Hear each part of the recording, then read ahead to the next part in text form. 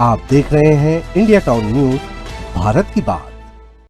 नमस्कार, स्वागत है आपका हमारे खास बुलेटिन खबरें राजनांदगांव में और मैं हूं आपके साथ निशा। चलिए बुलेटिन की शुरुआत करते हैं, पर उससे पहले एक नजर आज की हेडलाइंस पर। नारी शक्ति वंदन अधिनियम को लेकर बयानबाजी, परिसीमन को लेकर कांग्रेस ने उठाए सवाल, भाजपा पर मुद्दे को भटकाने का आरोप।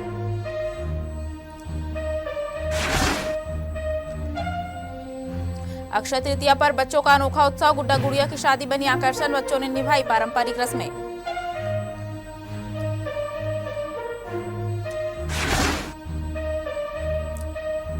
बदहाल यूरिनल, बिगड़ती शहर की सूरत, सड़कें बनी ओपन टॉयलेट विकल्प, मरम्मत के इंतजार में टूटे पड़े यूरिनल।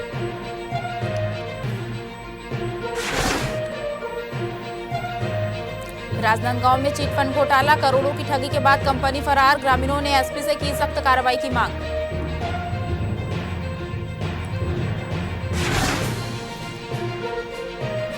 भीषण गर्मी में इंसानियत की मिसाल, पियो और आराम करो बनी राहत की पहल, राजनांदगांव में खुला प्यास का घर।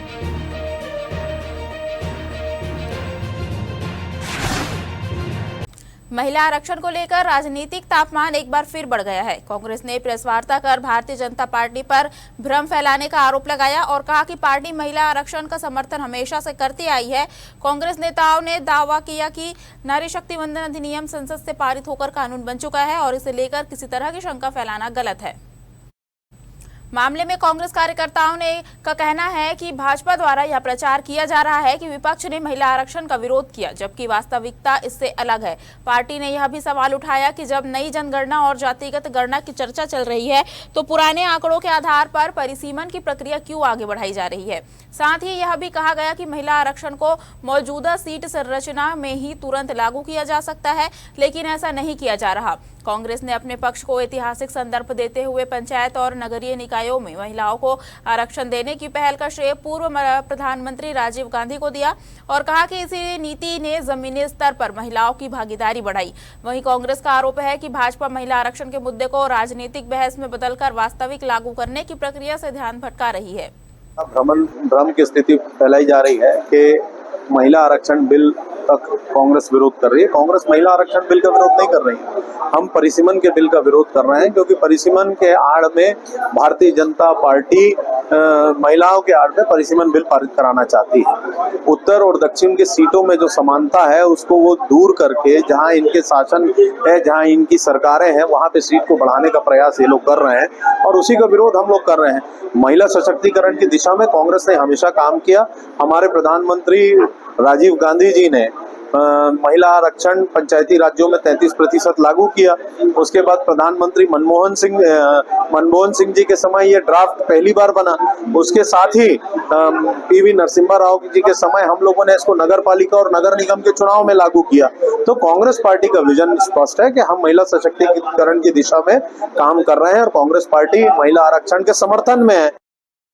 राजनांदगांव के स्टेशन पर स्थित तिरुपति बालाजी मंदिर में 26वें स्थापना पर्व के अवसर पर 2 दिवसीय धार्मिक कार्यक्रमों का आयोजन किया गया। इस दौरान पूरे क्षेत्र में भक्ति और आस्था का वातावरण देखने को मिला, जहां बड़ी संख्या में श्रद्धालु शामिल हुए। कार्यक्रम के पहले दिन भगवान बालाजी का विधिवत मंत्रोच्चारण के साथ 108 कलशों से महाभिषेक किया गया। महाभिषेक के पश्चात भगवान का विशेष श्रृंगार किया गया, जिसमें बालाजी का दिव्य स्वरूप श्रद्धालुओं के लिए आकर्षण का केंद्र रहा। वहीं दूसरे दिन आयोजन का मुख्य आकर्षण भगवान बालाजी का विवाह उत्सव रहा, जिसे पूर्ण विधि विधान और पारंपरिक रीति रिवाजों के साथ संपन्न किया गया। पंडितों द्वारा वैदिक मंत्रों के बीच सभी रस्में पूरी कराई गई। इसी कड़ी में कार्यक्रम के समापन पर महाप्रसादी भंडारे का आयोजन किया गया, जिसमें हजारों श्रद्धालुओं ने प्रसाद ग्रहण किया। पूरे आयोजन में मंदिर समिति और स्थानीय श्रद्धालुओं की सक्रिय भूमिका रही। 26वां वार्षिक उत्सव तिरुपति बालाजी मंदिर का चालू हुआ है। कल पहले उनका अभिषेक था 108 कलश के द्वारा और बाद में शाम को 56 भोग था। अभी भगवान का विवाह है, विवाह के पश्चात भंडारा होगा और वो कार्यक्रम हाँ, कोशिश तो पूरी रहती है कि सर्वोत्तम तरीके से होए। देखिए प्रभु तिरुपति बालाजी भगवान का आज विवाह है इस विवाह मतलब एक खुशी का त्योहार है, हमारे प्रभु के विवाह का त्योहार है। हम सब उसकी खुशी मना रहे हैं और हर खुशी में दीप का महत्व होता है।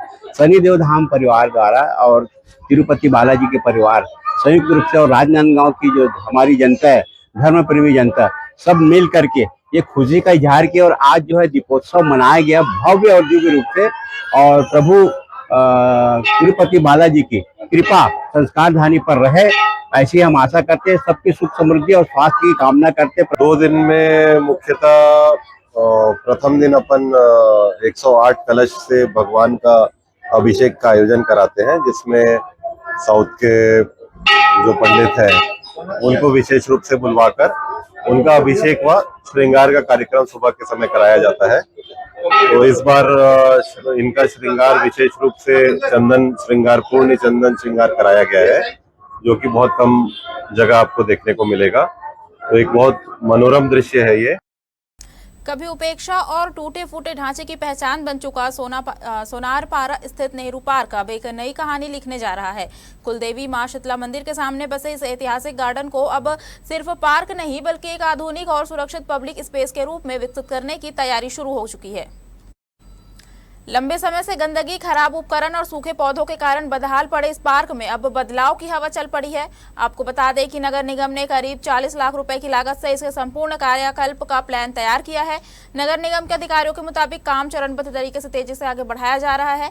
सुबह शाम टहलने आने वाले स्थानीय लोग इस बदलाव से उत्साहित है, लेकिन उनकी कुछ अहम मांगे भी है, जिनमें चौकीदार की तैनाती, सीसीटीवी कैमरे और एक छोटा स्टोर रूम, साथ ही असामाजिक गतिविधियों पर रोक लगाने की मांगे शामिल है।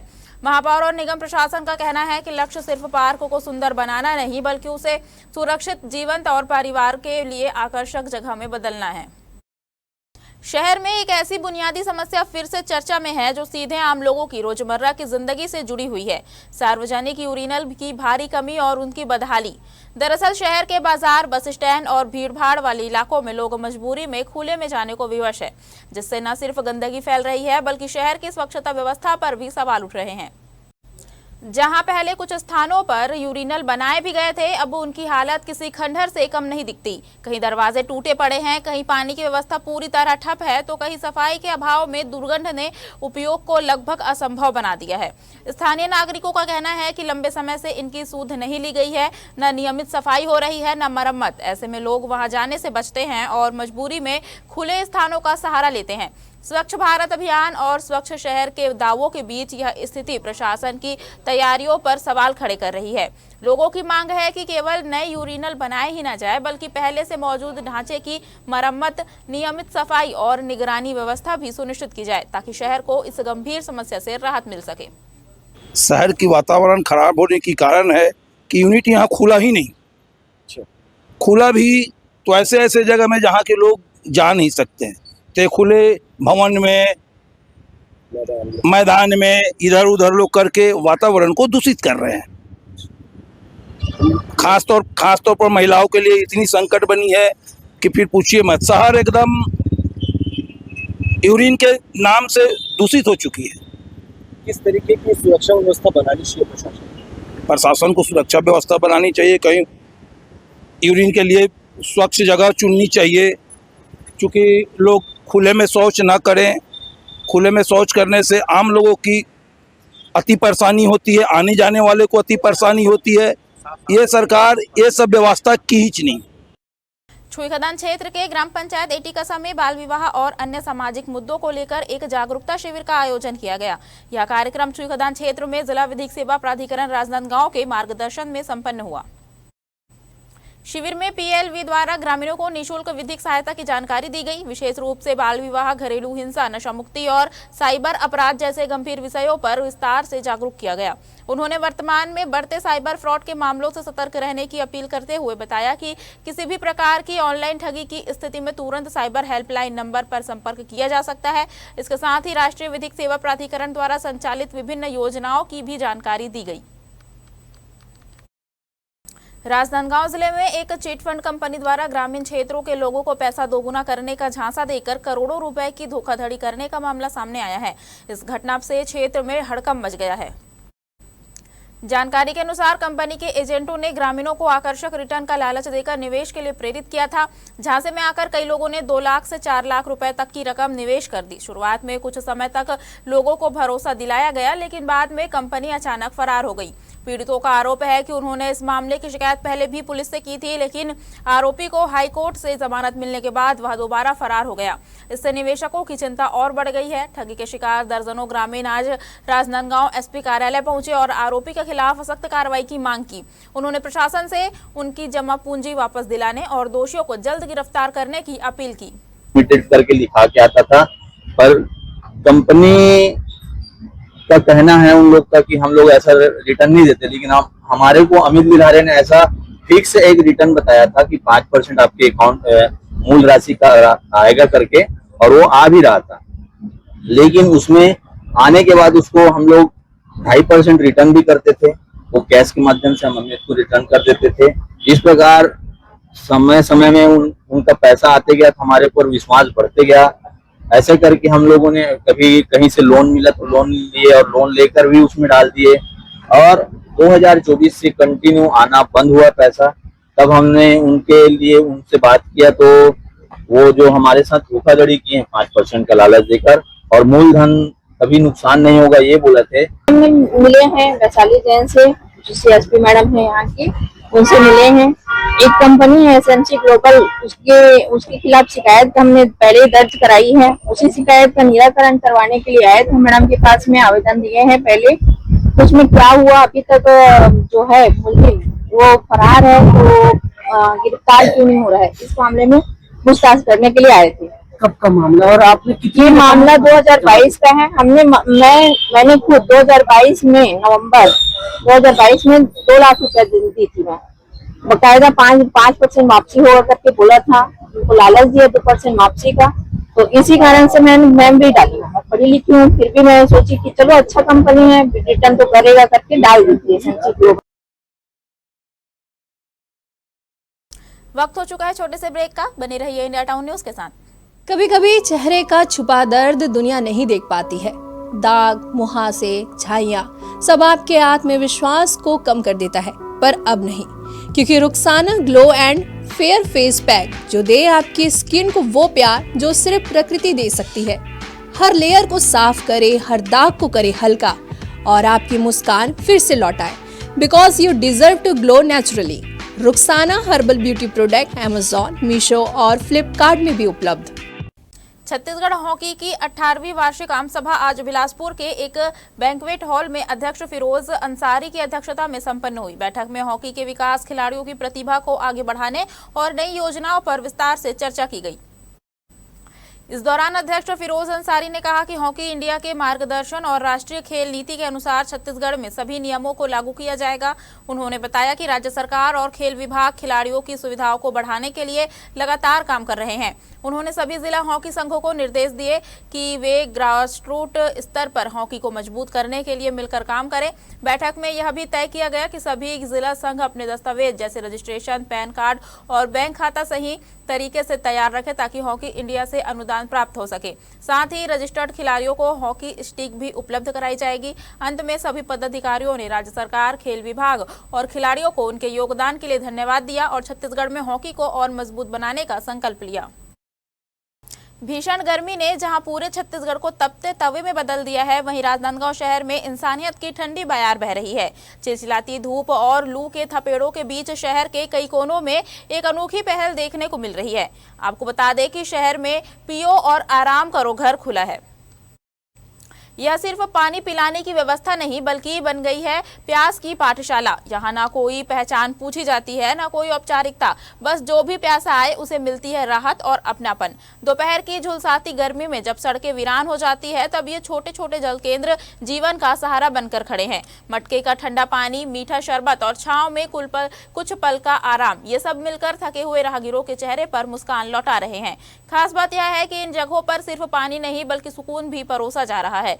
रिक्शा चालक, मजदूर, बुजुर्ग और बाजार आने वाले लोग यहाँ रुककर न सिर्फ प्यास बुझा रहे हैं बल्कि कुछ देर इंसानियत के इस एहसास को भी जी रहे हैं। परशुराम जयंती शोभा यात्रा के दौरान सुरक्षा ड्यूटी में तैनात सिटी कोतवाली पुलिस ने अवैध शराब के खिलाफ बड़ी कार्रवाई करते हुए एक युवक को गिरफ्तार किया है। आपको बता दें कि आरोपी के पास से भारी मात्रा में अंग्रेजी शराब जब्त की गई है। पुलिस से मिली जानकारी के अनुसार जिले में अवैध शराब तस्करी और असामाजिक गतिविधियों पर अंकुश लगाने के लिए विशेष अभियान चलाया जा रहा है। इसी दौरान सिटी कोतवाली थाना प्रभारी के नेतृत्व में पुलिस टीम शोभा यात्रा की ड्यूटी पर तैनात थी। तभी मुखबिर से सूचना मिली कि मठपारा तालाब के पास एक व्यक्ति अवैध रूप से शराब रखकर बिक्री कर रहा है। सूचना मिलते ही पुलिस टीम ने मौके पर पहुंचकर घेराबंदी की और रेड कार्रवाई की। तलाशी के दौरान आरोपी के पास से 2 बोरियों में भरी अंग्रेजी विस्की बरामद की गई। मामले में पुलिस ने आरोपी को न्यायालय में पेश किया, जहां से उसे न्यायिक रिमांड पर भेज दिया गया है। अक्षय तृतीया के पावन अवसर पर शहर और आसपास के गांवों में पारंपरिक उत्साह देखने को मिला। इस दिन जहां बड़े लोग शुभ कार्यों की शुरुआत करते हैं, वहीं बच्चों के बीच गुड्डा गुड़िया की शादी की अनोखी परंपरा खास आकर्षण का केंद्र रही। सुबह से ही बच्चों में खासा उत्साह देखने को मिला। बच्चों ने अपने अपने गुड्डा और गुड़िया को सुंदर कपड़ों से सजाया, उनके लिए छोटे छोटे मंडप तैयार किए और पूरी रीति रिवाज के साथ विवाह की तैयारी की। हल्दी, बारात, फेरे और विदाई जैसे सभी कार्यक्रमों का आयोजन बिल्कुल असली शादी की तरह किया गया। इस परंपरा की खास बात यह रही कि बच्चे घर घर जाकर लोगों को न्योता देते नजर आए। अक्षय तृतीया पर गुड्डा गुड़िया विवाह की यह परंपरा न सिर्फ बच्चों के मनोरंजन का साधन है, बल्कि उन्हें सामाजिक रीति रिवाजों और संस्कार से भी जोड़ती है। राजनांदगांव में यह परंपरा आज भी पूरे उत्साह और श्रद्धा के साथ निभाई जा रही है। आज हम लोग गुड्डी गुड्डा का शादी किए हैं, तिलक लगाए हैं, पीला चंदन से सबको न्योता दिए हैं और 2 कलश जलाए हैं और हमें बहुत खुशी हो रही है। अच्छा लग रहा है। हाँ। सबको घर घर जाके चावल दिए थे। हाँ। पीला चावल। हाँ। क्या बोले थे? हाँ, क्या बोले? निमंत्रण है, आपको आना है शादी में। क्या क्या बनाया आज घर में प्रसाद के लिए? मीठा वाला भजिया। अच्छा, और पूरी और पूरी बनाया, सबको दिए हैं। हाँ। अच्छा लगा? हाँ। मम्मी पापा बताए कैसे की शादी? हम लोग सुबह हल्दी करे और फिर सबके यहाँ न्योता देने गए, अब फिर अभी शादी करे। शादी के कैसे किए, क्या क्या किए उसमें शादी कैसे की हम लोग? मतलब तिलक गिलक क्या लगाए? तिलक लगा के पूजा किए और हल्दी वगैरह किए और जो आए थे उसको आए नाश्ता दिए। नाश्ता दिए। हाँ। अच्छा लगा? हाँ। कौन बताया शादी के बारे में? मम्मा। हम लोग सबसे पहले टीका लगाए, दुल्हन को सजाए, उसके बाद टीका लगाने के बाद सब आए, उसको कुछ खिलाए उलाए और उन्हें टीके, फिर हम लोग सबके घर न्योता देने गए। बहुत मजा आया। न्योता दिए, क्या बोले न्योता में? क्या बोले? कि हमारे घर टिकने आना, टिकावन। टिकावन है। हाँ। शादी का है। हाँ। गुड्डा गुड़िया का। कैसा लग रहा है? बहुत अच्छा। अक्षय तृतीया के नाम से जाना जाता है। हमारा छत्तीसगढ़ी परंपरा है। हम लोग बचपन से देखते आ रहे हैं ये त्योहार और बचपन से मनाते आ रहे हैं। पहले हम लोग मनाते थे, फिर आज हमारे बच्चे लोग मना रहे हैं। हम लोग सजाते हैं बच्चे लोगों के साथ, सजाने लगते हैं बच्चे लोगों के साथ, तैयार करते हैं, तिलक लगाते हैं, हल्दी चावल सब क्या निमंत्रण दे के आती है और हमारे यहाँ नाश्ता पानी बनता है, मीठा पकवान बनता है, पूरी खीर सबको खिलाते हैं। जो निमंत्रण देने आते हैं ना, उसको खिलाते हैं, नाश्ता देते हैं। राजनांदगांव में एक निजी क्लिनिक के बाहर ट्रामा सेंटर लिखा बोर्ड स्वास्थ्य सेवाओं की वास्तविक स्थिति पर गंभीर सवाल खड़े कर रहा है।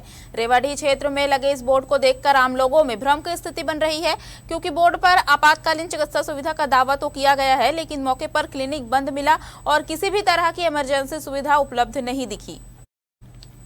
स्थानीय नागरिकों के अनुसार जिस स्थान पर ट्रामा सेंटर का दावा किया जा रहा है, वहां ना तो 24 घंटे चिकित्सा सेवा का संकेत है, न ही प्रशिक्षित स्टाफ या जरूरी आपातकालीन उपकरण दिखाई देते हैं। ऐसे में सवाल उठ रहा है कि आखिर ट्रामा सेंटर जैसा गंभीर चिकित्सीय शब्द किस आधार पर इस्तेमाल किया जा रहा है। स्वास्थ्य नियमों के अनुसार ट्रामा सेंटर केवल एक नाम नहीं, बल्कि एक विशेष श्रेणी की आपातकालीन चिकित्सा सुविधा होती है, जिसके लिए निर्धारित मानकों का पालन अनिवार्य है। इसमें पंजीयन, विशेषज्ञ डॉक्टर, प्रशिक्षित स्टाफ, आवश्यक उपकरण और वैधानिक अनुमति शामिल है। इन मानकों के अभाव में इस तरह का बोर्ड लगाना व्यवस्था की पारदर्शिता पर प्रश्न चिन्ह लगाता है। दरअसल इस मामले ने एक बार फिर शहरी स्वास्थ्य सेवाओं की निगरानी और निजी चिकित्सा संस्थानों की जवाबदेही पर गंभीर बहस छेड़ दी है। राजनांदगांव शहर में कचरे का बढ़ता संकट अब आम जनता और छोटे दुकानदारों के लिए गंभीर समस्या बनता जा रहा है। शहर के चिखली ओवरब्रिज के पास इमाम चौक से चिखली की ओर ओवरब्रिज पार करते ही रोजाना अवैध रूप से कचरा डंप किया जा रहा है। हैरानी की बात यह है कि यह इलाका घनी आबादी वाला है। आसपास कई घर मौजूद है और ठीक पास में पानी की टंकी भी स्थित है। इसके बावजूद जिम्मेदार अधिकारियों की अनदेखी लगातार जारी है। स्थिति तब और गंभीर हो जाती है जब कुछ असामाजिक तत्व कचरे के ढेर में से तार निकालकर कॉपर अलग करने के लिए उसमें आग लगा देते हैं। कॉपर निकालने के बाद ये लोग आग को बुझाए भी नहीं वहां से चले जाते हैं, जिससे कचरे में आग लंबे समय तक धधकती रहती है। इसके कारण आसपास के क्षेत्र में जहरीला धुआं फैलता है, जो न केवल पर्यावरण को नुकसान पहुंचा रहा है बल्कि स्थानीय निवासियों और दुकानदारों के स्वास्थ्य के लिए भी बड़ा खतरा बन चुका है। वहीं इस इलाके में छोटे दुकानदार रोजाना डर के साए में काम करने को मजबूर है। एक दुकानदार के अनुसार लगभग हर दिन यहां कचरे में आग लगा दी जाती है, जिससे कई बार उनकी दुकानों तक आग पहुंचने की स्थिति बन चुकी है। कई बार दुकानदारों ने खुद मिलकर आग पर काबू पाया है, अन्यथा बड़ा हादसा हो सकता था। अब बड़ा सवाल यह उठता है कि आखिर कब तक यह लापरवाही जारी रहेगी।